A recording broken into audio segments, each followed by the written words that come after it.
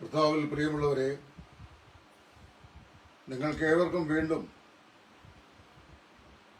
മറ്റൊരു വിഷയത്തിലേക്ക് ഈ സന്ധ്യാസമയത്ത് സ്വാഗതം അറിയിക്കുകയാണ്. ഇന്ന് ചില ദുർവ്യാഖ്യാനങ്ങൾ എന്നുള്ള ശീർഷകത്തിൽ ഒരു പ്രത്യേക വിഷയത്തിന് മറുപടി പറയാനാണ് ഞാനിപ്പോൾ സമയം ചെലവഴിക്കുന്നത്. ചില ദുർവ്യാഖ്യാനങ്ങൾ എന്ന് പറയുമ്പോൾ ഇന്ന് എനിക്ക് ഒരു വീഡിയോ ശകലം, വീഡിയോ അല്ല വാസ്തവത്തിൽ ഒരു ഓഡിയോ ശകലമാണ് അത് ലഭിച്ചു. ഒരു സഹോദരിയാണ് തുടർമാനമായി എടുത്തുകൊണ്ടിരിക്കുന്ന ആ ക്ലാസ്സിലെ 147 എപ്പിസോഡായിട്ട് ഈ വീഡിയോ ശകലം ഇട്ടിരിക്കുന്നത്. അവരതിനകത്ത് വളരെ വിചിത്രമാകുന്ന ചില വ്യാഖ്യാന വശങ്ങൾ പറഞ്ഞിട്ടുണ്ട്. അതിലാദ്യമായി അവര് എടുത്ത ടെക്സ്റ്റ് മത്തായിയുടെ സുവിശേഷത്തിൽ നിന്നാണ്. നമ്മുടെ കർത്താവായ യേശു ക്രിസ്തുവിന്റെ മടങ്ങി വരവിനെ സംബന്ധിച്ചും ദൈവരാജ്യ സ്ഥാപനത്തെ സംബന്ധിച്ചും ശിഷ്യന്മാരെ ചോദിക്കുമ്പോൾ, ഗുരു അതെപ്പോൾ സംഭവിക്കും? നിന്റെ വരവിനും ലോക അവസാനത്തിനും അടയാളം എന്താകും? എപ്പോഴാണ് അവിടുന്ന് ഇസ്രായേലിന് രാജ്യം യഥാസ്ഥാനത്താക്കി കൊടുക്കുന്നത്? ഇത്യാദി കാര്യങ്ങളെ സംബന്ധിച്ച് ശിഷ്യന്മാരെ ചോദിക്കുമ്പോൾ കർത്താവിന്റെ പ്രത്യാഗമനത്തിനും അതിന് മുമ്പായി അരങ്ങേറേണ്ട ചില അടയാളങ്ങളും സംബന്ധിച്ച് വിശദമായ ഒരു വിശദീകരണം കർത്താവ് നൽകുകയുണ്ടായി. ആ വിശദീകരണം നൽകുമ്പോൾ പിതാവ് തന്റെ സ്വന്തം അധികാരത്തിൽ വെച്ചിരിക്കുന്ന കാലങ്ങളെയും സമയങ്ങളെയും അറിയുന്നത് നിങ്ങൾക്കുള്ളതല്ല എന്ന് പറയുകയും ആ സമയത്തെ സംബന്ധിച്ച് പുത്രനും കൂടെ അറിയുന്നില്ല എന്ന് പ്രസ്താവിക്കുകയും ചെയ്തു. അവരെ നൽകിയിരിക്കുന്ന ഈ ഓഡിയോ ശകലത്തിനകത്ത് ആ ഒരു ഭാഗം മാത്രമാണ് അതിന്റെ മറുപടിയായി അവർ പറഞ്ഞിരുന്നെങ്കിൽ അവരുടെ വ്യാഖ്യാന വശം അത് 100% ശരിയാണെന്ന് സമർത്ഥിക്കാൻ സാധിക്കുമായിരുന്നു. എന്നാൽ അവരത് പറയുന്നതിന് പകരം അവർ പറഞ്ഞു, കർത്താവായ യേശു ഈ ഭൂമിയിലായിരുന്നപ്പോൾ പിതാവായ ദൈവം ഭൂമിയിൽ തന്റെ പരസ്യ ശുശ്രൂഷയിലൂടെ നിവർത്തിക്കുവാൻ പരമേൽപ്പിച്ചിട്ടുള്ള കാര്യങ്ങൾ മാത്രം പറയാനായിട്ടാണ് വന്നത്. ശരിയാണ്, അതിനോട് 100% യോജിക്കുന്നു. ക്രിസ്തു ലോകത്തിൽ വന്നത് പിതാവ് തന്നെ ഏൽപ്പിച്ച ഒരു കമ്മീഷൻ നിവർത്തിക്കാനാണ്. ഒരു വലിയ ഉത്തരവാദിത്തം കർത്താവായ ദൈവം പുത്രനായ യേശു ക്രിസ്തുവിനെ ഏൽപ്പിച്ചിരിക്കുന്നു. അത് യോഹന്നാന്റെ സുവിശേഷത്തില് തന്റെ 17-ാം അധ്യായത്തിലെ മധ്യസ്ഥ പ്രാർത്ഥനയുടെ സമയത്ത് കർത്താവ് പറയുമ്പോൾ ഇങ്ങനെ പറയുന്നുണ്ട്, പിതാവേ, ഭൂമിയിൽ നിവർത്തിക്കുവാൻ നീ എന്നെ ഫലമേൽപ്പിച്ച പ്രവൃത്തി ഞാൻ തികച്ചിരിക്കുന്നു. ആ പ്രവൃത്തി പൂർണ്ണമായും തികച്ചിരിക്കുന്നു എന്നുള്ള ക്രിസ്തുവിന്റെ ബോധ്യത കൊണ്ടാണ് സകലതും നിവർത്തിയായി എന്ന് ഒടുവിലായി ഉരുവിട്ട് പ്രാണനെ ഏൽപ്പിച്ചത്. അപ്പോൾ അവിടെ ടെറ്റലിസ്റ്റായി എന്ന് പറയുന്നൊരു ഗ്രീക്ക് വാക്കാണ് സകലതും നിവർത്തിയായി എന്നതിലേക്ക് ഗ്രീക്കിൽ ഉപയോഗിച്ചിരിക്കുന്നത്. അതിന്റെ അർത്ഥം an action begun in the ages past, continued through the ages and culminated now എന്നുള്ള അർത്ഥമാണ്. യുഗങ്ങൾക്ക് മുമ്പ് ദൈവം ആരംഭിച്ചതും സമാരംഭിച്ചതും കാലത്തിലൂടെ ദൈവം പ്രാവർത്തികമാക്കി വന്നതും കാലാന്ത്യത്തിൽ പരിസമാപ്തി പ്രാപിച്ചതുമായിട്ടുള്ള ഒരു പ്രവൃത്തി എന്നാണ് അതിന്റെ അർത്ഥം. കർത്താവായ യേശു നമ്മുടെ വീണ്ടെടുപ്പിന് വേണ്ടി ചെയ്ത പ്രവൃത്തി യുഗങ്ങൾക്ക് മുമ്പേ ദൈവസന്നിധിയിൽ ദൈവം സമാരംഭിച്ചതും കാലത്തിലൂടെ ദൈവം അത് കുറേശ്ശെയായി പ്രാവർത്തികമാക്കി വന്നതും കാലത്തിന്റെ അന്ത്യത്തിൽ ക്രൂശിലെ മരണത്തിൽ സമ്പൂർണമായി നിവർത്തിച്ചതുമായ പദ്ധതിയാകുന്നു. അതേ സംബന്ധിച്ച് യാതൊരു അഭിപ്രായ വ്യത്യാസമില്ല. ക്രിസ്തു ഭൂമിയിലായിരുന്നപ്പോൾ തന്റേതായ ഒരു വാക്കുപോലും യേശു സംസാരിച്ചിട്ടില്ല. തന്റെ സ്വന്തം ഇഷ്ടപ്രകാരമുള്ള ഒരു കാര്യവും യേശു പ്രവർത്തിച്ചിട്ടില്ല. യേശു സംസാരിച്ചതും യേശു പ്രവർത്തിച്ചതുമെല്ലാം സംസാരിക്കുവാൻ പിതാവ് അവനെ നിയോഗിച്ചതും പ്രവർത്തിക്കുവാൻ അവനെ പിതാവ് ഏൽപ്പിച്ചതുമായ കാര്യങ്ങൾ മാത്രമാണ് യേശു ക്രിസ്തു ചെയ്തിട്ടുള്ളത്. അതുകൊണ്ട് കർത്താവായ യേശു ക്രിസ്തുവിന്റെ ഐഹിക ജീവിതകാലത്ത് എന്ന് പറയുമ്പോൾ 33 വർഷക്കാലം അതിൽ പരസ്യ ശുശ്രൂഷ കാലത്തിന്റെ 3.5 വർഷക്കാലം കർത്താവായ യേശു ഈ ഭൂമിയിൽ ആയിരുന്നപ്പോൾ ശിഷ്യന്മാര് അവനോട് ചോദിക്കുകയാണ്, നീ എപ്പോഴാണ് ഇസ്രായേലിന് രാജ്യം യഥാസ്ഥാനത്താക്കി കൊടുക്കുന്നത്? എപ്പോഴാണ് കർത്താവിന്റെ മടങ്ങി വരവ് സംഭവിക്കുക? അപ്പോൾ കർത്താവ് പറഞ്ഞു, പിതാവ് തന്റെ സ്വന്തം അധികാരത്തിൽ ചെയ്യുന്ന കാലങ്ങളെയും സമയങ്ങളെയും ആരാഞ്ഞറിയുന്നത് നിങ്ങൾക്കുള്ളതല്ല. ഈ കാര്യം പുത്രനും പിതാവല്ലാതെ പുത്രനും കൂടെ അറിയുന്നില്ല. അപ്പോൾ അവിടെ യഹോവയുടെ സാക്ഷികളായ ആളുകളും വണ്ണസ്സുകാരായ ആളുകളും, യഹോവയുടെ സാക്ഷികൾ എന്ന് പറയുന്നത് വേദവിപരീതങ്ങളാണ്. വണ്ണസ് അതിന്റെ ഒരു ഉപവിഭാഗമാണ്. അത് വണ്ണസ് പറഞ്ഞാൽ യേശുനാമക്കാര്. ഈ യേശുനാമക്കാരും ഈ യഹോവയുടെ സാക്ഷികളും ഏതാണ്ട് ചില കാര്യങ്ങളൊക്കെ പരസ്പര പൊരുത്തമുള്ളവരാണ്. അവര് പറയുന്നത് യേശുക്രിസ്തുവിന്റെ യേശുക്രിസ്തു പൂർണ്ണ ദൈവം ആണ് എന്നുള്ള നിലയിൽ അല്ലല്ലോ. അപ്പോൾ ക്രിസ്തുവിന് പരിമിതി ഉണ്ടായിരുന്നു എന്നുള്ളത് സ്ഥാപിക്കാനാണ് അവരെ ശ്രമിക്കുന്നത്. അവിടെ അതിന് ഇതുകൂടാതെ വേറെ ഒരു വാക്യം കൂടെ അവർ ഉപയോഗിക്കുന്നുണ്ട്. എന്റെ പിതാവ് എന്നേക്കാൾ വലിയവൻ എന്ന് കർത്താവ് പറഞ്ഞു. അപ്പൊ എന്റെ പിതാവ് എന്നേക്കാൾ വലിയവനാണെങ്കിൽ ഞാൻ പിതാവിനേക്കാൾ ചെറിയവനാണല്ലോ എന്ന് കർത്താവിനെ സംഭവിച്ചിട്ടുണ്ട് എന്നാണ് അവർ പറയുന്നത്. അതുപോലെ തന്നെയുള്ള ഒരു പ്രസ്താവനയാണ് കർത്താവ് പറയുന്നത്, പുത്രനും കൂടെ അറിയുന്നില്ല. കർത്താവായ യേശു ഭൂമിയിലായിരുന്നപ്പോൾ 50% മനുഷ്യനും 50% ദൈവമായിട്ടല്ല ആയിരുന്നത്. 100% ദൈവവും 100% മനുഷ്യമായിട്ടുമായിരുന്നു. 100% ദൈവമായിരുന്ന ക്രിസ്തുവിന് തന്റെ പിതാവ് സ്ഥാപിക്കാൻ പോകുന്ന രാജ്യത്തിന്റെ സമയവും അതിന്റെ കാലഘട്ടവും എല്ലാം കൃത്യമായിട്ട് അറിയാം. എന്ന് പറഞ്ഞാൽ വിദൂര ഭാവിയിൽ കർത്താവായ യേശു സ്ഥാപിക്കാൻ പോകുന്ന തന്റെ സഹസ്രാബ്ദ രാജ്യം അത് എപ്പോൾ എങ്ങനെ എവിടെ വെച്ച് സ്ഥാപിക്കുമെന്ന് ക്രിസ്തുവിന് നന്നായിട്ട് അറിയാം. എന്നാൽ മനുഷ്യനായ ക്രിസ്തു അവന് ആ പരിമിതിയുണ്ട്. അതായത് യേശു ക്രിസ്തു മനുഷ്യൻ എന്ന നിലയിൽ ഈ വക കാര്യങ്ങളെക്കുറിച്ചുള്ള പരിമിതി തനിക്കുണ്ട്. എന്ന് മാത്രമല്ല, പിതാവ് അധികാരപ്പെടുത്തിയിട്ടില്ലാത്തൊരു കാര്യം കർത്താവ് പറഞ്ഞിട്ടില്ല. അങ്ങനെയാണെങ്കിൽ ആ കാര്യത്തെക്കുറിച്ചുള്ള വെളിപ്പാട് ഇപ്പോൾ പറയുന്നത് ക്രിസ്തുവിന്റെ ജോലിയല്ല, കാരണം തന്നെ അത് ഏൽപ്പിച്ചിട്ടില്ല എന്നാണ് യേശു ക്രിസ്തു പറഞ്ഞതിന്റെ സാരം. എന്നിട്ട് അവർ ആ സ്പീച്ചിൽ ഇങ്ങനെ മുമ്പോട്ട് വരുമ്പോൾ പൗലോസിന്റെയും യോഹന്നാന്റെയും വെളിപ്പാടുകളെ 2 ശ്രേണികളായി അവർ തിരിക്കുന്നു. അപ്പോസ്തലന്മാരുടെ ശുശ്രൂഷകൾ പ്രവർത്തനങ്ങളുടെ പുസ്തകം ഏതാണ്ട് 10-ാം അധ്യായത്തിലൂടെ പര്യവസാനിക്കുകയും അതിനുശേഷം പൗലോസിലൂടെയുള്ള വെളിപ്പാടുകളിലേക്ക് ദൈവം പ്രവേശിക്കുന്നുവെന്നും പൗലോസിലൂടെയും യോഹന്നാനിൽ കൂടിയുമുള്ള വെളിപ്പാടിൽ കൂടിയാണ് ദൈവസഭയ്ക്കുള്ള വെളിപ്പാടുകൾ നൽകപ്പെട്ടിരിക്കുന്നതെന്നും അവർ സമർത്ഥിക്കാൻ ശ്രമിക്കുന്നു. എനിക്ക് അത് ഓഡിയോ ലിങ്ക് ആയതുകൊണ്ട് ഇതിനെ അറ്റാച്ച് ചെയ്യാൻ അറിയാൻ വയ്യ. കാര്യം കമ്പ്യൂട്ടറിന്റെ ടെക്നിക്കൽ നോഹൌസ് തീരെ ഇല്ലാത്തൊരു മനുഷ്യൻ ഞാൻ. മിടുക്കന്മാരൊക്കെ ആണെങ്കിൽ അതിന്റെ ആ ലിങ്ക് തന്നെ അത് അറ്റാച്ച് ചെയ്തുകൊണ്ട് ഇതിന്റെ മറുപടി പറയും. എനിക്ക് പാവപ്പെട്ട് എനിക്കത് അറിയാൻ വയ്യ. അപ്പോ അവർ പറയാണ്, ഈ അപ്പോസ്തലന്മാരിൽ 12 പേരിൽ കൂടിയുള്ള ശുശ്രൂഷകൾ ദൈവം അവസാനിപ്പിച്ച ശേഷം പൗലോസിനെ വിളിച്ച് പൗലോസ് മുഖാന്തരമാണ് മർമ്മത്തിന്റെ വെളിപ്പാട് ദൈവം നൽകിയത്. അത് സഭയെക്കുറിച്ചുള്ള വെളിപ്പാടായിരുന്നുവെന്ന്.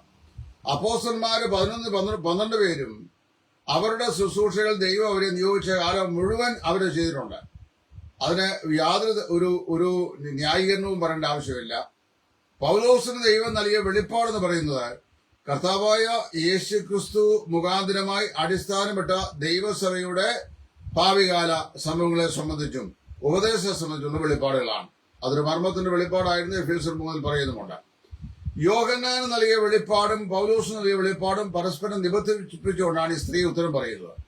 അതിൽ അവരുടെ ഈ ക്ലാസ്സിൽ നിന്ന് ഒന്നാമത് ഈ സ്ത്രീകളെ തന്നെ ക്ലാസ് എടുക്കാൻ പോയി കഴിഞ്ഞാൽ ഇങ്ങനെ ഇരിക്കുമെന്ന് എനിക്ക് തോന്നുന്നു.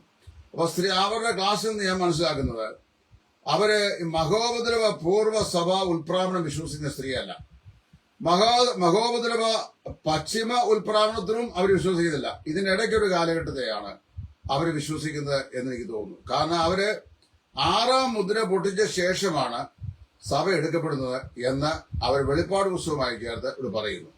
6-ാം മുദ്രയും 1-ാം മുദ്രയും 2-ാം മുദ്രയും 3-ാം മുദ്രയും 4-ാം മുദ്രയും 5-ാം മുദ്രയും 6-ാം മുദ്രയുമായി ദൈവസഭയ്ക്ക് യാതൊരു ബന്ധവുമില്ല. കാര്യം വെളിപ്പാട് പുസ്തകം അതിന്റെ 4-ഉം 5-ഉം അധ്യായം 5-ാം അധ്യായം വരുമ്പോൾ സ്വർഗീയ ആരാധന പ്രതിയാണ് ദർശിക്കുന്നത്. 5-ാം അധ്യായത്തിന് ശേഷം സഭയെ ഭൂമിയെ കാണുന്നതില്ല. പിന്നെ കാണുന്ന 19-ാം അധ്യായത്തിലാണ്. അത് വെളിപ്പാട് പുസ്തകം പഠിക്കുന്ന സാമാന്യ ബോധമുള്ള ആർക്കും മനസ്സിലാക്കാനായിട്ട് സാധിക്കും. പക്ഷെ ഇവിടെ ഇപ്പൊ അവല് പോലെ സഭകളും അവല് പോലെ ഉപദേശകന്മാരും അതിൽ സ്ത്രീകളും പുരുഷന്മാരും എല്ലാം ഇടകലർന്ന് അങ്ങ് ഉപദേശിക്കുകയും ചെയ്തുകൊണ്ട് ഓരോരുത്തർക്കും കിട്ടിയതെല്ലാം വെളിപ്പാടായിട്ടിരിക്കുകയാണ്. അപ്പോ അവിടെ അവർ പറയുന്ന രണ്ട് വിചിത്രമായ കാര്യങ്ങൾ. ഒന്ന്, വിശുദ്ധന്മാരുടെ പുനരുദ്ധാനം നടക്കുന്ന കർത്താവിന്റെ വരവിന്റെ രണ്ട് ഘട്ടങ്ങളിലെ ഒന്നാം ഘട്ടത്തിലാണ്.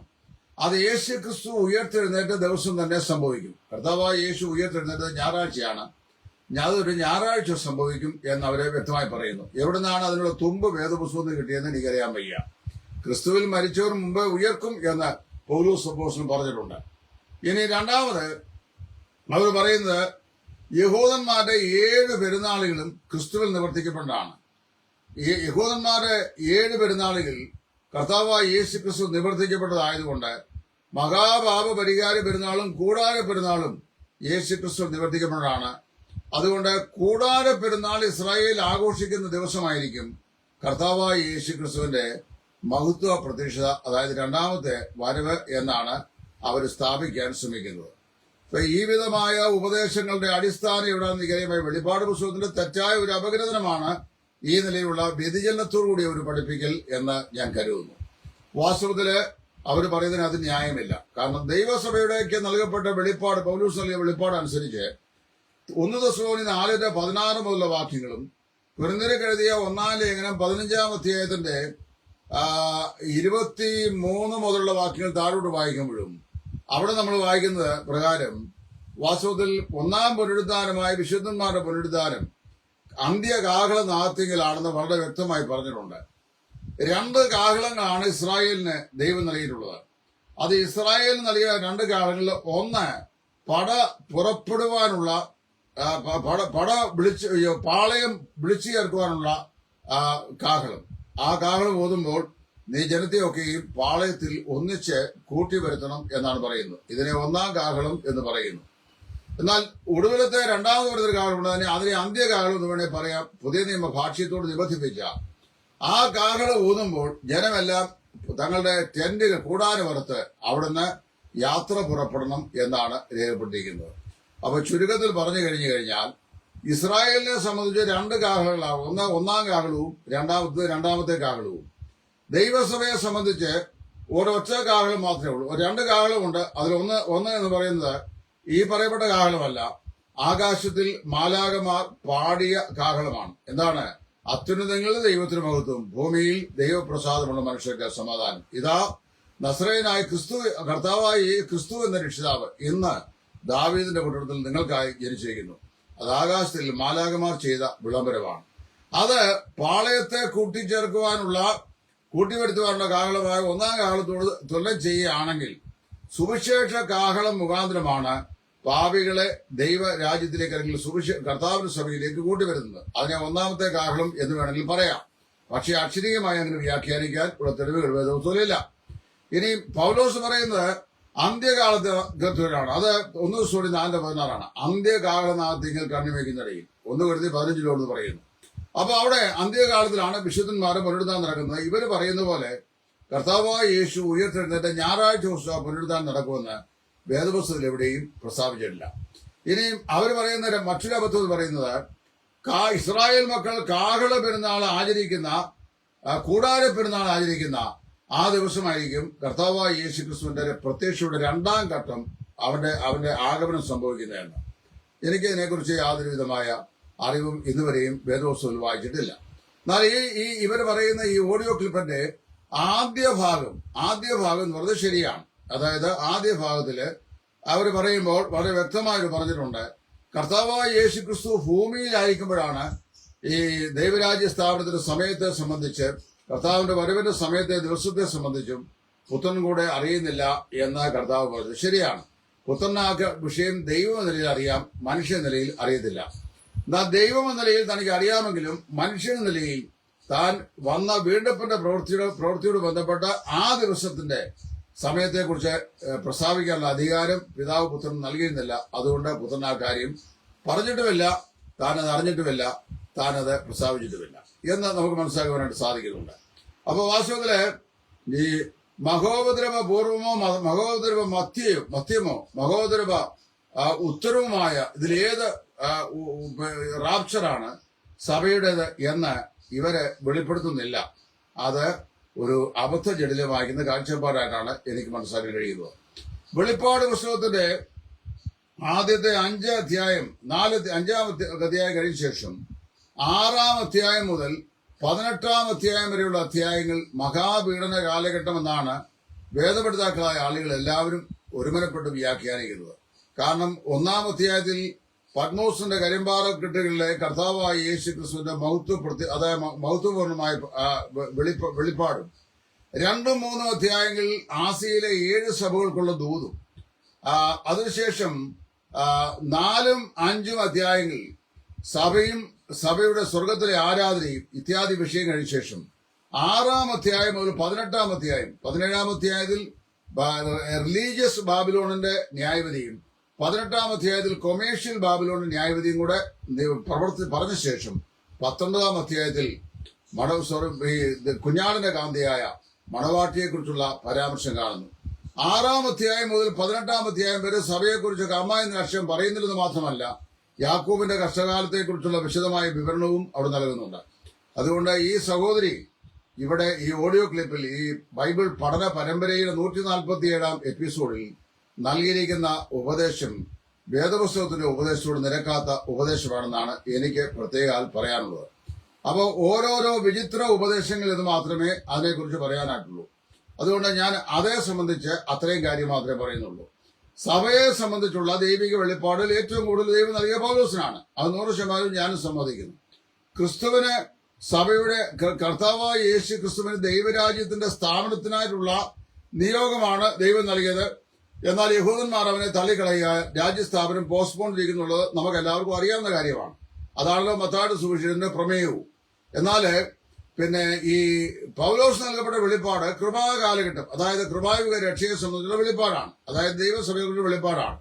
അപ്പൊ ദൈവസഭയെക്കുറിച്ചുള്ള വെളിപ്പാടിന്റെ ദർശനം താഴ്വരയിലേക്കാണ് പൗലോസിനെ കർത്താവ് ഇറക്കി വിട്ടതെങ്കിൽ ദൈവസഭ ഇസ്രായേലിൽ നിന്ന് സെപ്പറേറ്റ് ആയ ഒരു എൻറ്റിറ്റിയാണ് എന്ന് മാത്രമല്ല, ദൈവസഭ ഇസ്രായേലിന്റെ പ്രതിഭകരമായ ഒന്നല്ല. അത് ഞാൻ മറ്റൊരു വീഡിയോ ചെയ്യുന്നുണ്ട്. അതായത് did the church replaced Israel, ദൈവസഭ ഇസ്രായേലിന്റെ പ്രതിഭകരമോ എന്നൊരു വീഡിയോ ദൈവം വെച്ചാൽ അടുത്ത ദിവസങ്ങളിലായി ഞാൻ ചെയ്യാനായിട്ട് ആഗ്രഹിക്കുന്നു. ഒരു നല്ല സ്റ്റഡിയാണത്. അത് വാസ്തവത്തില് സൂപ്പർ സെഷനിസം എന്ന് പറയുന്ന ഒരു ഉപദേശമാണ്. അതിന് വേറൊരു വീഡിയോ ഞാൻ സെപ്പറേറ്റ് ചെയ്യാം, എന്നാൽ മാത്രമേ മനസ്സിലാകുകയുള്ളൂ. അപ്പോ പൗലോസിൽ കൂടെ ദൈവം വിഭാവന ചെയ്ത ദൈവസഭ എന്ന് പറയുന്ന ആ പുതിയ നിയമസൗധം, അതിന്റെ കംപ്ലീഷൻ കഴിഞ്ഞിട്ടല്ലാതെ ഇസ്രായേലിനെ സംബന്ധിച്ചുള്ള ദൈവിക പരിപാടിയിലേക്ക് ദൈവം പ്രവേശിക്കുകയില്ല എന്ന് വളരെ വ്യക്തമായി റോമർ 11-ാം അധ്യായത്തിൽ പൗലോസ് അപ്പോസ്തലൻ പ്രസ്താവിച്ചിട്ടുണ്ട്. അതായത് അവരുടെ ഭ്രംശം ലോകത്തിന്റെ നിരപ്പിന് ഹേതുവായി തീർന്നുവെങ്കിൽ അവരുടെ അംഗീകരണം മരിച്ചവരുടെ ഉയർപ്പെന്നല്ലാതെ എന്തായിത്തീരും. ആകയാൽ ഈ ജാതികളുടെ പൂർണ്ണസംഖ്യ തികയോളം ഇസ്രായേലിന് അംശമായി കാഠിന്യം ഭവിച്ചിരിക്കുന്നു എന്നുകൂടെ പറയുന്നു. അപ്പൊ ജാതികളിൽ നിന്ന് രക്ഷിക്കപ്പെടുന്ന വിശ്വാസികളെ ചേർത്ത് ദൈവസഭയുടെ രൂപീകരണം അത് പൂർത്തീകരിക്കപ്പെടുന്നവരെ ഇസ്രായേലിനോട് ദൈവം പിന്നെ യാതൊന്നും ഏർപ്പെടുന്നില്ല. അപ്പൊ ഇസ്രായേലിനോട് ദൈവം ഏർപ്പെടാൻ പോകുന്ന അവരുടെ 70 ആഴ്ചവട്ടങ്ങളിലെ 70-ാമത്തെ ആഴ്ചവട്ടം എന്ന് പറയുന്നത് സഭയുടെ ഉത്പ്രാപനത്തിന് ശേഷമേ സംഭവിക്കുള്ളൂ. സഭയുടെ ഉത്പ്രാപനം സംഭവിക്കുന്നത് കൃപായുഗകാല രക്ഷയിൽ കൂടെ രക്ഷിക്കപ്പെടാനുള്ള ഏറ്റവും ഒടുവിലത്തെ പാപം കൂടെ രക്ഷിക്കപ്പെട്ട് കഴിയുമ്പോൾ കാഹളം തുനിയുകയും മരിച്ചവർ ഉയർക്കുകയും ചെയ്യും. അത് കർത്താവ് ഉയർത്തുന്നതിന്റെ ഞായറാഴ്ച ദിവസമായിരിക്കും ഉയർക്കുന്നത് എന്നുള്ളത് പുതിയൊരു കണ്ടുപിടുത്തമായി ലേഡി പറഞ്ഞപ്പോൾ ഞാൻ കേട്ടു. എനിക്ക് അതിനെക്കുറിച്ച് അമ്മ എന്ന അറിവില്ല. ഇനി രണ്ടാമത്തെ വിഷയം, ഈ കർത്താവായ യേശു ക്രിസ്തുവിന്റെ മഹത്വ പ്രതീക്ഷിത യഹൂദന്മാരുടെ കൂടാര പെരുന്നാൾ ആചരിക്കുന്ന ദിവസമായിരിക്കും സംഭവിക്കുന്നത് പറഞ്ഞു. എവിടുന്നാണ് അവർക്ക് ഈ അറിവ് കിട്ടിയെന്ന് എനിക്കറിയാൻ വയ്യ. ദിവാസ്വപ്നമാണോ അതോ വേറെ ഏതെങ്കിലും തെറ്റായ പുസ്തകങ്ങൾ വായിച്ചാണോ പഠിപ്പിച്ചാണോ, ഇനി അങ്ങനെയുള്ള ദുരുപദേശങ്ങൾ പഠിപ്പിക്കുന്ന ഏതെങ്കിലും അമേരിക്കൻ സംഘടനയുടെ വക്താവാണോ എന്നൊന്നും എനിക്ക് നിശ്ചയമില്ല. ഏതായാലും യഹൂദന്മാർ കൂടാര പെരുന്നാൾ ആചരിക്കുന്ന ദിവസമായിരിക്കും യേശുക്രിസ്തുവിന്റെ 2-ാം വരവിന്റെ 2-ാം ഘട്ടം എന്ന് ഉള്ള പഠിപ്പിക്കൽ ചരിത്രത്തിൽ ആദ്യമായിട്ടാണ് ഞാൻ ഇപ്പോൾ കേൾക്കുന്നത്. അതുകൊണ്ട് ഈ കാര്യത്തെക്കുറിച്ച് ആരും ഒരു തെറ്റിദ്ധാരണ ഉണ്ടാവരുത് എന്ന് ദൈവനാമത്തിൽ ഞാൻ ഓർപ്പിക്കുന്നു. ഇനി അതിനോട് ചേർന്ന് മറ്റൊരാളിനോട് ചോദിച്ച വേറൊരു ചോദ്യം കൂടെ ഞാനിത് പറയും. രണ്ടും തിയോളജിക്കൽ ആസ്പെക്ട് ആണ്. പത്രോസിന്റെ 1-ാം ലേഖനം 3-ാം അധ്യായത്തിന്റെ 19-ാം വാക്യത്തിൽ പത്രോസ് ഇപ്രകാരം പറയുന്നു: അവൻ ആത്മാവിൽ അവൻ ക്രിസ്തു ചെന്ന് പണ്ട് നോഹയുടെ കാലത്ത് പെട്ടകം ഒരുക്കുന്ന സമയം ദൈവം ദീർഘക്ഷമയോടെ കാത്തിരിക്കുമ്പോൾ അനുസരിക്കാത്തവരായി തടവിലുള്ള ആത്മാക്കളോട് സംസാരിച്ചു. ഇതെപ്പോൾ ക്രിസ്തു സംസാരിച്ചു. ആ ആത്മാക്കൾക്ക് എന്തുണ്ടായി? വിശദീകരണം അറിയിച്ചാൽ നന്നായിരുന്നു എന്നൊരു സഹോദരനോട് ചോദിച്ചിരിക്കുകയാണ്. ഇതുപോലെ ധാരാളം ചോദ്യങ്ങൾ ഈ ദിവസങ്ങളായിട്ടുള്ളത് എന്റെ കടപ്പുണ്ട് മറുപടി പറയാനായിട്ട്. ഇടയ്ക്കിടയ്ക്ക് ഞാൻ പ്രേക്ഷകരുടെ ചോദ്യങ്ങൾക്ക് മറുപടി എന്ന് പറഞ്ഞ് വരുമായിരുന്നു. എന്നാൽ ഇടയ്ക്ക് സംഭവിച്ച എന്നാന്ന് ചോദിച്ചു കഴിഞ്ഞാൽ കുറെ കാര്യങ്ങളിൽ ഒരു എൻഗേജ്മെന്റ് ആയി. പരസ്യ പ്രവർത്തനങ്ങൾ വളരെ എൻഗേജ് ആയിരുന്നു കഴിഞ്ഞ 2 മാസം. അതുകൊണ്ട് ഒട്ടും ടൈം കിട്ടില്ല. ഇടയ്ക്ക് എന്റെ ലൈവ് വരണം. ഈ ലൈവ് പോലും ഈ 2 ആഴ്ച കൊണ്ട് 2ാമത്തെ ലൈവാണ് വരുന്നത്. അപ്പൊ എനിക്ക് സമയം ഒട്ടും തികഞ്ഞില്ല. ഇനി ഞാൻ പറയാം, പത്രോസിന്റെ 1-ാം ലേഖനം 3-ാം അധ്യായത്തിന്റെ 19-ാം വാക്യത്തിൽ പത്രോസ് പറയുകയാണ്, ഈ ദൈവം പണ്ട് നോഹയുടെ കാലത്ത് ക്രിസ്തുവിന്റെ ആത്മാവിൽ ചെന്നിട്ട് എന്ത് ചെയ്തു? നോഹ പെട്ടവരുടെ സമയം ചെന്നിട്ട് ദീർഘക്ഷമയോടെ അവരോട് എന്ത് ചെയ്തു? സുവിശേഷം അറിയിച്ചു. അപ്പോൾ അങ്ങനെ നോഹയുടെ കാലത്ത് ക്രിസ്തുവിന്റെ ആത്മാവിൽ നോഹ അറിയിച്ച സുവിശേഷം കേട്ട ചില ആളുകൾ ഇപ്പോൾ തടവിലാണ്. അപ്പൊ പത്രോസിനെ പറയുമ്പോൾ അതിനായിട്ടല്ലോ തടവിൽ കിടക്കുന്നവരോട് സുവിശേഷം അറിയിച്ചത് എന്നൊരു വാക്ക് പറഞ്ഞിട്ടുണ്ട്. ഈ വാക്യം തെറ്റായി വ്യാഖ്യാനിച്ചുകൊണ്ട് മുമ്പേ ഞാൻ പറഞ്ഞ പോലെ, അതായത് കർത്താവിന്റെ വരവിനെയും രാജ്യസ്ഥാപനത്തിന്റെ സമയത്തെയും പുത്രൻ പോലും അറിയുന്നില്ല എന്ന് കർത്താവായ യേശു പറഞ്ഞ വിഷയത്തിന്റെ പശ്ചാത്തലം എന്താണെന്ന് മനസ്സിലാക്കാതെ വ്യാഖ്യാനിക്കുന്ന പോലെ ഈ വാക്യാംശത്തെയും ദുർവ്യാഖ്യാനം ചെയ്യുന്ന ധാരാളം ആളുകളുണ്ട്. ഒരുപറ്റ ആള് പറയുന്നത് കർത്താവായ യേശു കർത്താവായ യേശു ക്രൂശിൽ മരിച്ച സമയത്ത് പിതാവേ ഞാൻ എന്റെ പ്രാണനെ തൃക്കൈയിൽ ഏൽപ്പിച്ചിരിക്കുന്നു എന്ന് പറഞ്ഞ ശേഷം മരണത്തിനും പുനരുത്ഥാനത്തിനും ഇടയ്ക്കുള്ള 3 ദിവസങ്ങളിൽ യേശു പാതാളത്തിൽ ചെന്ന് നരകത്തിലുള്ള ആളുകളോട് സുവിശേഷം പ്രസംഗിച്ചുവെന്നും അവരെ രക്ഷയിലേക്ക് നയിച്ചു എന്നുമാണ് ഒരു പഠിപ്പിക്കുന്നത്. ഇത് ഗുരുതരമാകുന്ന ഉപദേശവശമാണ്. ക്രിസ്തു നരകത്തിലുള്ള ആരോടും സുവിശേഷം പ്രസംഗമില്ല എന്ന് മാത്രമല്ല, രക്ഷിക്കപ്പെടാനുള്ള അവസരം ഭൂമിയിൽ ജീവിച്ചിരിക്കുമ്പോൾ മാത്രമേ ഉള്ളൂ എന്ന് ലൂക്കോസ് 16 നിന്ന് വളരെ വ്യക്തമാണ്. അതായത് എനിക്ക് 5 സഹോദരന്മാരുണ്ട്, അവർ ഈ സ്ഥലത്തേക്ക് വരുവാൻ ഞാൻ ആഗ്രഹിക്കുന്നില്ല. ആകിയാൽ നീ ലാസറെ അങ്ങോട്ട് അയച്ച് അവരോട് ഈ കാര്യം അറിയിക്കണമെന്ന് പറയുമ്പോൾ അവർക്ക് മോശയും പ്രവാചകന്മാരും ഉണ്ടല്ലോ എന്ന് പറയുന്നതുകൊണ്ട് ഭൂമിയിൽ ജീവിച്ചിരിക്കുമ്പോൾ മാത്രമേ മരണത്തിനപ്പുറമുള്ള ജീവിതത്തെ സംബന്ധിച്ച് എവിടെ ആയിരിക്കണം എന്ന് തിരഞ്ഞെടുക്കാനൊക്കെയുള്ളൂ. അതിനുശേഷം ഒരു സെക്കൻഡ് ഓപ്പർച്യൂണിറ്റി ഇല്ലെന്നാണ് കർത്താവിന്റെ വാക്കിൽ കൂടെ തന്നെ മനസ്സിലാക്കാൻ സാധിക്കുന്നത്. യേശു ക്രിസ്തു മരണശേഷം 3 ദിവസക്കാലം താന് പുനരുദ്ധാനത്തിന്റെ പുത്തൻ പോലുള്ള സമയം കർത്താവായ യേശു പാതാളത്തിൽ ചെന്ന് അവിടെ ഉള്ളവരോട് സുവിശേഷം അറിയിച്ചെന്നും അവരെ എല്ലാം മാനസാന്തരപ്പെട്ടെന്നും പാതാളം അവിടുന്ന് മാറ്റി സ്ഥാപിച്ചു എന്നും ഒരു തെറ്റായ ഉപദേശമുണ്ട്. പത്രോസ് പറയുന്ന ആശയം ഇതല്ല. പത്രോസ് പറയുന്ന ആശയം ശ്രദ്ധിക്കുക. നോഹയോട് ദൈവം ഒരു പെട്ടകം ഉണ്ടാക്കാൻ കൽപ്പിച്ചു. ആ പെട്ടകം ഉണ്ടാക്കാൻ കൽപ്പിച്ചതിന്റെ ഉദ്ദേശവും പറഞ്ഞു. ഭൂമിയിൽ മഹാപ്രളയം ഉണ്ടാകാൻ പോകുന്നു. നിവാസികളുടെ ദുഷ്ടത നിമിത്തം ഭൂമിയെ ഞാൻ ന്യായം വിധിക്കാൻ പോകുന്നു. അപ്പൊ ഈ ഭൂമിയിലെ നിവാസികളുടെ ദുഷ്ടത നിമിത്തം ഞാൻ ഭൂമിയെയും സകല ജീവജന്തുക്കളെയും ന്യായം വിധിക്കും. ആയാൽ നിന്റെയും കുടുംബത്തിന്റെയും ജീവരക്ഷയ്ക്കായി നീ ഒരു പെട്ടകം ഉണ്ടാക്കുക എന്ന് പറഞ്ഞു. പെട്ടകം ഉണ്ടാക്കി. അതിനുശേഷം നോഹയോട് ദൈവം പറഞ്ഞു, ഒരു മഹാപ്രളയം വരാൻ പോകുന്നു. ഈ ന്യായവിധിയിൽ നിന്ന് രക്ഷപ്പെടാൻ ആഗ്രഹമുള്ളവര് ഈ പെട്ടകത്തിൽ കയറട്ടെ എന്ന് പറഞ്ഞു. നീതിപ്രസംഗിയായ നോഹ എന്നാണ് അദ്ദേഹത്തെ കുറിച്ച് ദൈവം പറയുന്നത്. അപ്പൊ അദ്ദേഹം പ്രസംഗിച്ചു. നോഹയിൽ കൂടെ ആ കാലത്ത് ജീവിച്ചിരുന്ന ജനതതികളോട് സംസാരിച്ചത് ക്രിസ്തുവിന്റെ ആത്മാവായിരുന്നു എന്നാണ് പത്രോസ് പറയുന്നത്. എന്ന് പറഞ്ഞു കഴിഞ്ഞാൽ കർത്താവായ യേശു ക്രിസ്തുവിന്റെ ആത്മാവാണ് നോഹയിലൂടെ അന്നത്തെ കാലത്ത് ജനത്തോട് സംസാരിച്ചത്. അങ്ങനെ നോഹയുടെ പ്രസംഗം കേട്ട ആളുകളിൽ നോഹയും അദ്ദേഹത്തിന്റെ ഭാര്യയും 3 പുത്രന്മാരും അവരുടെ ഭാര്യമാരും ഒഴികെ ഭൂമിയിലെ ഒരു മനുഷ്യൻ പോലും ആ ദൂത് സ്വീകരിച്ചില്ല. കാരണമുണ്ട്. കാരണം അതുവരെ നോഹയുടെ കാലം വരെ, സൃഷ്ടി മുതൽ നോഹയുടെ കാലം വരെ ഭൂമിയിൽ നിന്ന് മഞ്ഞ് ഉയർന്നും പൊങ്ങിയും ഭൂമിയെ നനച്ചുകൊടുന്നു. ഭൂമിയിൽ മഴ പെയ്തിരുന്നില്ല. അപ്പൊ മഴ എന്താണെന്ന് കണ്ടില്ലാത്ത ജനത്തോടെ ഒരു മഹാപ്രളയമുണ്ടാകും. ആ പ്രളയത്തിൽ സകല മാനവ്യാധിയും മനുഷ്യവർഗവും ജീവജന്തുക്കളും നശിക്കുമെന്ന് പറഞ്ഞു കഴിഞ്ഞാൽ അത് വിശ്വസിക്കാനായിട്ട് അവർക്ക് സാധിക്കുമായിരുന്നില്ല. ഇതേ ആശയമാണ് കൊരിന്ത്യലേഖനത്തിൽ അപ്പോസ്തലൻ പറയുമ്പോൾ, യഹൂദന്മാർ അടയാളം അന്വേഷിക്കുന്നു, യവനന്മാർ ദർശനങ്ങളെ ദർശിക്കുന്നു, ഞങ്ങളോ ക്രൂശിക്കപ്പെട്ട ക്രിസ്തുവിനെ പ്രസംഗിക്കുന്നു. യഹൂദന്മാർ കിടശയും യവനന്മാർക്ക് ഭോഷ്യത്വമെങ്കിലും വിശ്വസിക്കുന്നവർക്ക് ദൈവശക്തിയായ സുവിശേഷം തന്നെ. എന്തുകൊണ്ടാണ് യവനന്മാർക്ക് ക്രിസ്തുവിനെ ക്രൂശ് ഭോഷ്യത്വമായി ഭവിച്ചത്? ഒറ്റ വാക്ക് ഇതിനോട് ബന്ധിച്ച് പറയാൻ, നോഹയുടെ പെട്ടത്തിന്റെ കാര്യങ്ങളോട് ബന്ധപ്പെട്ട് മഴ ഇല്ലാഞ്ഞ കാലത്ത് മഴ കണ്ടില്ലാത്ത ആളുകളോട് മഴയുണ്ടായി വെള്ളപ്പൊക്കം ഉണ്ടാകുമെന്നും ആ വെള്ളപ്പൊക്കത്താൽ ദൈവം ഭൂമിയെ നശിപ്പിക്കുമെന്നും ആകയാൽ ജീവരക്ഷയ്ക്കായി പെട്ടത്തിൽ കിടന്ന് പറഞ്ഞു കഴിഞ്ഞാൽ മഴ കണ്ടിട്ടില്ലാത്തവർക്ക് അങ്ങനെ മഴ ഉണ്ടാകുമെന്ന് വിശ്വസിക്കുവാൻ കഴിഞ്ഞില്ല. അത് ഭോഷത്വമായിട്ട് അവർക്ക് തോന്നി. കർത്താവായ യേശു ക്രിസ്തുവിന്റെ ക്രൂശിലേക്ക് നോക്കി യേശു ക്രിസ്തുവിൽ വിശ്വസിച്ചാൽ രക്ഷ പ്രാപിക്കാൻ കഴിയുമെന്ന് പൗലോസ് ഉരുന്ന് ചെന്ന് പ്രസംഗിച്ചു കഴിഞ്ഞപ്പോൾ ഞാൻ ദൈവമാണെന്ന് പറഞ്ഞ് സ്വർഗത്തിൽ നിന്ന് ഇറങ്ങി വന്ന് 33.5 വയസ്സ് വരെ ഈ ഭൂമിയിൽ ജീവിച്ച് അടയാളങ്ങളും അത്ഭുതങ്ങളും വീര്യപ്രവർത്തനം ചെയ്ത് മരിച്ചവരെ ഉയർപ്പിച്ച് രോഗികളെ സൗഖ്യമാക്കി ദൈവരാജ്യം പ്രസംഗിച്ച ഈ നസറേയനായ യേശുവിനെ അവന്റെ സ്വന്തം ആളുകളായ യഹൂദന്മാർ പിടിച്ച് ഞങ്ങളുടെ കയ്യിൽ ഏൽപ്പിച്ചു. ഞങ്ങളുടെ നാടുവാഴിയായിരുന്ന പിലാത്തോസവനെ വിസ്തരിച്ച് ക്രൂശിപ്പാൻ ഏൽപ്പിച്ചു. ക്രൂശിൽ കിടന്നുകൊണ്ട് തന്നെത്താൻ രക്ഷിപ്പാൻ കഴിയാതെ മരണത്തിന് ഏൽപ്പിച്ചു കൊടുത്ത ഇവനിൽ വിശ്വസിച്ചാൽ ഞങ്ങൾ രക്ഷിക്കപ്പെടുമെന്ന് പറയുന്ന സുവിശേഷം പോലൊരു ഭോഷത്വം ഭൂമിയിൽ വേറെ ഒന്നുമില്ല എന്നാണ് യവനന്മാർ വിശ്വസിച്ചത്. അതുകൊണ്ടാണ് യവനന്മാർക്ക് ഭോഷത്വം എന്ന് പറയുന്നത്. തന്നെത്താൻ ക്രൂശിൽ നിന്ന് രക്ഷിപ്പാൻ കഴിയാത്ത ഒരുത്തനെ വിശ്വസിച്ചാൽ ഞങ്ങൾ രക്ഷിക്കപ്പെടുന്നു പറയുന്ന ഭോഷത്വം ഞങ്ങൾക്ക് വിശ്വസിക്കുവാൻ സാധിക്കുന്നില്ല എന്നുള്ളതായിരുന്നു യവനന്മാരുടെ ഭോഷത്വം. ഇത് തന്നെയായിരുന്നു നോഹയുടെ കാലത്തെ ആളുകളുടെയും ഭോഷത്വം. അപ്പൊ നോഹയുടെ കാലത്ത് ജീവിച്ചിരുന്ന ആളുകളോട് നോഹ ഏതാണ്ട് 120 വർഷക്കാലം തന്നെ വംശാവലി എത്ര പരിശോധിച്ചാൽ മനസ്സിലാക്കുന്ന അങ്ങനെ കേട്ടില്ല പ്രസംഗിച്ചു എന്ന് മനസ്സിലാക്കാൻ സാധിക്കും. അങ്ങനെ പ്രസംഗിച്ച ആളുകൾ നോഹയുടെ പ്രസംഗം നീതി പ്രസംഗം വിശ്വാസത്താൽ നീതിക്കപ്പെടാൻ മാർഗമാണ് നോഹ പ്രസംഗിച്ചത്.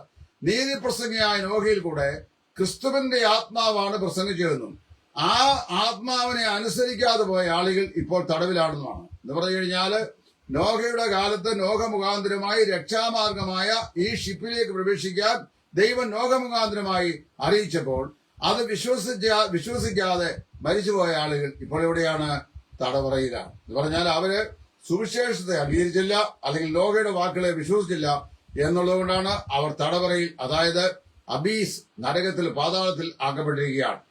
അപ്പൊ അവരോട് പിന്നീട് പോയി സുവിശേഷം പ്രസംഗിച്ചു എന്നല്ല, അവിടെ പോയി അവര് മരിച്ചു കഴിഞ്ഞ് പാതാളത്തിലേക്ക് പോയി എന്നാണ്. അല്ലെങ്കിൽ നരകത്തിൽ പോയ ആളുകളോട് പിന്നെ സുവിശേഷം പ്രസംഗിക്കുന്ന സംവിധാനം ക്രിസ്തുവോ വേദപുസ്തകവും നമ്മെ ഉദ്ഘോഷിക്കുന്നില്ല. ഇനിയും കർത്താവായ യേശു ക്രിസ്തുവിന്റെ മരണത്തിനും പുനരുദ്ധാനത്തിനും ഇടയിലുള്ള സമയത്ത് എന്ത് സംഭവിച്ചു അത് ഞാൻ വേറൊരു വീഡിയോ വർഷങ്ങൾക്ക് മുമ്പ് തന്നെ ചെയ്തുകൊണ്ട് എന്റെ യൂട്യൂബ് ചാനലിലുണ്ട്. അവിടെ ഞാൻ പറഞ്ഞ ഇങ്ങനെയാണ്: എഫേസ്യ ലേഖനം 4-ാം അധ്യായത്തിന്റെ 8 വാക്കിൽ അവൻ ബദ്ധന്മാരെ പിടിച്ചുകൊണ്ട് ഉയരത്തിൽ കയറി മനുഷ്യർക്ക് ദാനങ്ങളെ കൊടുത്തു. ബദ്ധന്മാരെന്ന് പറഞ്ഞു കഴിഞ്ഞാൽ പഴയ നിയമകാല വിശുദ്ധന്മാരായ ആൾക്കാരെ സൂക്ഷിച്ച സ്ഥലം, അല്ലെങ്കിൽ അബ്രഹാമിന്റെ മടിയിലുണ്ടായിരുന്ന ആൾക്കാരെ. അപ്പൊ കർത്താവായ യേശുവിന്റെ മരണത്തിന്റെ ഈ ഇടവേള സമയത്ത്, മരണത്തിനും പുനരുദ്ധാനത്തിനും ഇടയ്ക്കുള്ള ഈ ഇടവേള സമയത്ത് എന്ത് സംഭവിച്ചതിനെ സംബന്ധിച്ച് മിക്കവാറും വേദപഠിതാക്കളായ ആളുകൾ വളരെ വ്യക്തതയോടെ ഒരു അഭിപ്രായം പറഞ്ഞിട്ടുണ്ട്. അതിങ്ങനെയാണ്: കർത്താവ് മറിയ യേശുവിനെ പുനരുദ്ധാനം ചെയ്ത് യേശുവിനെ തൊടാനായിട്ട് വരുമ്പോൾ എന്നെ തൊടരുത്, ഞാൻ എന്റെ പിതാവിന്റെ അടുക്കൽ ഇവരെയും കയറി പോയിട്ട് പറഞ്ഞതുകൊണ്ട് കർത്താവ് അതുവരെയും പിതാവിന്റെ അടുക്കൽ കയറി പോയിട്ടില്ല എന്ന് നമുക്ക് മനസ്സിലാക്കാനായിട്ട് സാധിക്കുന്നു.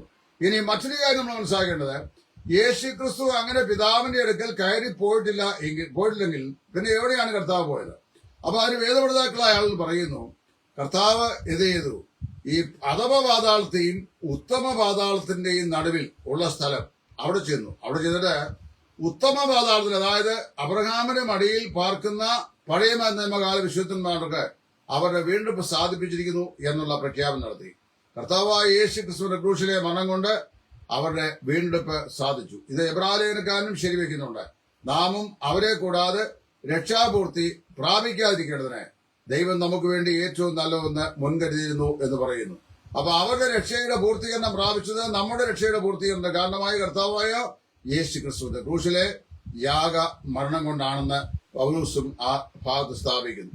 ഇനി മറുഭാഗത്തുള്ള ആളുകൾ, അധമ പാതാളത്തിൽ കിടക്കുന്ന ആളുകൾ, അവരോട് എന്താ പറഞ്ഞു, നിങ്ങളുടെ ന്യായവിധി സ്ഥിരീകരിക്കപ്പെട്ടിരിക്കുന്നു. അതായത് കർത്താവായ യേശു ക്രിസ്തുവിന്റെ ആത്മാവിൽ നോഹയുടെ കാലത്ത് ചെന്ന് ദൈവം അന്ന് സംസാരിച്ച ഈ സുവിശേഷത്തിന്റെ സത്യവചനം നിങ്ങൾ വിശ്വസിക്കാകിയാൽ നിങ്ങളുടെ ന്യായവിധി സ്റ്റാമ്പ് ചെയ്തിരിക്കുന്നു, അതായത് മുദ്ര വെച്ചിരിക്കുന്നു. ന്യായവിധിയെക്കുറിച്ചുള്ള ഉറപ്പ് അവർക്ക് നൽകി, വിടുതലിനെ കുറിച്ചുള്ള ഉറപ്പ് അബ്രഹാമിന് ഇടയിലുള്ള വിശുദ്ധന്മാർക്ക് നൽകി. അങ്ങനെ കർത്താവ് ഈ പർദീസ മാറ്റി സ്ഥാപിച്ചു. ഇപ്പൊ അത് 3-ാം സ്വർഗം എന്നറിയപ്പെടുന്നു എന്നാണ് വേദപഠിതാക്കൾ പൊതുവെ വിശ്വസിക്കുകയും പഠിപ്പിക്കുകയും ചെയ്യുന്നത്. അപ്പോൾ ഒരു മനുഷ്യനും മരിച്ച ശേഷം അവൻ അയക്കുന്ന നരകത്തിൽ ചെന്നിട്ട് അവനോട് സുവിശേഷം പറഞ്ഞ് വീണ്ടും അവന്റെ രക്ഷയിലേക്ക് നയിക്കാനായിട്ട് സാധിക്കത്തില്ല. സാധു സുന്ദർ സിംഗ് സെക്കൻഡ് ചാൻസിൽ വിശ്വസിക്കുന്ന ആളായിരുന്നു. എന്നാൽ വേദപുസ്തകം അതിനെക്കുറിച്ച് പറഞ്ഞിട്ടില്ല. ഒരിക്കൽ മരിക്കുകയും പിന്നെ ന്യായവിധിയും എന്നാണ് ദൈവം പറയുന്നത്. അപ്പൊ അതുകൊണ്ട് ജീവിച്ചിരിക്കുമ്പോഴാണ് ഒരു വ്യക്തി അവരെ മരണാനന്തരം എവിടെയായിരിക്കും എന്നതിനെക്കുറിച്ച് വ്യക്തമായ ധാരണ ഉണ്ടാകേണ്ടത്. മരണാനന്തരം ഒരു വ്യക്തിക്ക് നിത്യമായ സ്വർഗമാണ് വേണ്ടതെങ്കിൽ കർത്താവായ യേശു ക്രിസ്തുവിന്റെ സുവിശേഷം വിശ്വസിച്ച് അവൻ രക്ഷിക്കപ്പെടണം. അല്ല മരണാനന്തരം ഒരാൾ നിത്യത നരകമായ യാതനാ സ്ഥലത്തേക്കാണ് പോകേണ്ടതെങ്കിൽ സുവിശേഷത്തെ അവൻ അവിശ്വസിക്കണം. ഇങ്ങനെ രണ്ട് മാർഗം മാത്രമേ ഉള്ളൂ. ഒരു സെക്കൻഡ് ഓപ്പർച്യൂണിറ്റി പാപികൾക്ക് നരകത്തിൽ നിന്ന് രക്ഷപ്പെടാനായിട്ട് ലഭിക്കുന്നു എന്ന് പറയുന്നില്ല. അപ്പൊ ഇവിടെ എന്നോട് ഇന്ന് എഴുതി ചോദിച്ച ഈ സഹോദരൻ ചോദിച്ച ചോദ്യം, ഇത് ക്രിസ്തുവിന്റെ ആത്മാവിൽ ദൈവം നോഹയുടെ കാലത്ത് പെട്ടവർക്ക് സമയം ചെന്ന് ദീർഘക്ഷമയോട് കാത്തിരിക്കുമ്പോൾ അനുസരിക്കാത്തവരായി തടവിലുള്ള ആത്മാക്കളോട്, അപ്പൊ അനുസരിക്കാത്തവരായി തടവിലുള്ള ആത്മാവ് പറയുമ്പോൾ അന്ന് നോഹയിലൂടെ സംസാരിച്ച ക്രിസ്തുവിന്റെ ആത്മാവിന്റെ വചനത്തെ അനുസരിക്കാത്തവരായി അനന്തരഫലമായി തടവിലാക്കപ്പെട്ടവരോട് എന്നതിനർത്ഥമാണ്. അവരത് അനുസരിച്ചിരുന്നെങ്കിൽ നോഹയുടെ പെട്ടതിൽ പ്രവേശിക്കുമായിരുന്നു, അവർക്ക് രക്ഷ പ്രാപിക്കുമായിരുന്നു. അനുസരിക്കാത്തതുകൊണ്ട് അവർ ആ പ്രളയജലത്തിൽ മുങ്ങി പട്ടുപോയി. എപ്പോൾ ക്രിസ്തു സംസാരിച്ചു? ക്രിസ്തു സംസാരിച്ചത് നോഹയിൽ കൂടിയാണ്. നോഹ സംസാരിച്ച വചനം ക്രിസ്തുവിന്റെ വചനമായിരുന്നു. അതിന് തെളിവാണ് എബ്രായർ 11-ാം അധ്യായം. വിശ്വാസത്താൽ മോശ വളർന്നപ്പോൾ പാപത്തിന്റെ തൽക്കാല ഭോഗത്തെക്കാളും ദൈവജനത്തോടുകൂടെ കഷ്ടം സഹിക്കുന്നത് തെരഞ്ഞെടുക്കുന്നു. മിസ്രയീമിലെ നിക്ഷേപങ്ങളെക്കാൾ ക്രിസ്തുവിന്റെ നിന്ന വലിയ ധനം എന്നെണ്ണി. അപ്പൊ മോശ ജനിക്കുമ്പോൾ BC 1100 അടുത്ത കാലഘട്ടങ്ങളിൽ ക്രിസ്തു ഭൂമിയിൽ ഇല്ലല്ലോ. പിന്നെ 1000 വർഷം കഴിഞ്ഞല്ലേ ക്രിസ്തു ഭൂമിയിൽ അവതരിച്ചത്. അപ്പം അന്ന് BC 1100 ജീവിച്ചിരുന്ന മോശ ക്രിസ്തുവിന്റെ നിന്നെ തെരഞ്ഞെടുത്ത് പറഞ്ഞു കഴിഞ്ഞാൽ മോശയിൽ കൂടെ അറിയിക്കപ്പെട്ട ദൂത് ക്രിസ്തുവിന്റെ ദൂതായിരുന്നു എന്നാണ് അർത്ഥം. ആ ആത്മാക്കൾക്ക് എന്തുണ്ടായി? അതായത് നോഹയുടെ കാലത്ത് ഈ അനുസരിക്കാത്ത ആത്മാക്കൾക്ക് എന്തുണ്ടായി? അനുസരിക്കാത്ത ആത്മാക്കൾ ഇപ്പോൾ ന്യായവിധിക്കായി തടവറയിൽ സൂക്ഷിക്കപ്പെട്ടിരിക്കുന്നു. 3, ഈ ആത്മാക്കൾ അത് ഏത് കാലത്താണ് സംഭവിച്ചത്? നോഹയുടെ കാലത്താണ് സംഭവിച്ചത്. അപ്പൊ അതാത് കാലത്ത് ദൈവം തന്റെ ജനത്തിന്റെ രക്ഷയ്ക്ക് വേണ്ടി ദൈവത്തിന്റെ ദാസന്മാർ കൂടി രക്ഷാമാർഗത്തിന്റെ ദൂത് അറിയിക്കാറുണ്ട്.